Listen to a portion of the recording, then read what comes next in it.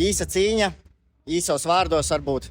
Jā, īsa cīņa, iznācis garāks. Nu, žēl, gribējās pūku izmest un nesagāja, žēl skatītāji.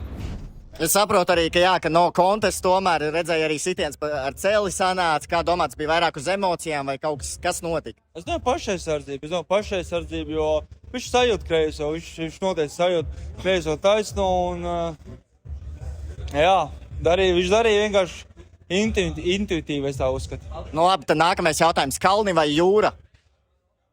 Jūra, jo es no Liepājas. Ok, un suņi vai kaķi?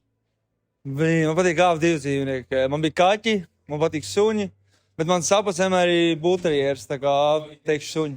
Ok, nu un tad, kad nākamā cīņa, kaut kādi plāni, varbūt kādi šovi, uz kuriem grib pieteikties, vai arī ir jau kāds pretinieks varbūt? Nu, varētu ar Temu Makgregoru pasisties, Dirksti varētu uzsistēt pa boksu. Vajadzētu atkal rīmēču, jā? Vajadzētu rīmēču, jo pagājušais bišķi, man liekas, man apzaks savās mājās, tā kā varētu, Temu Makgregoru. Ok, nu ko tad? Jāiet, jānosin laikam. Un tā jau lēnām atpakaļ sliedēs. Jā, pat dušā, nekas viņa asins jādabū nos, bet tā, jā. Ok, labi, tā lai veids. Paldies tev.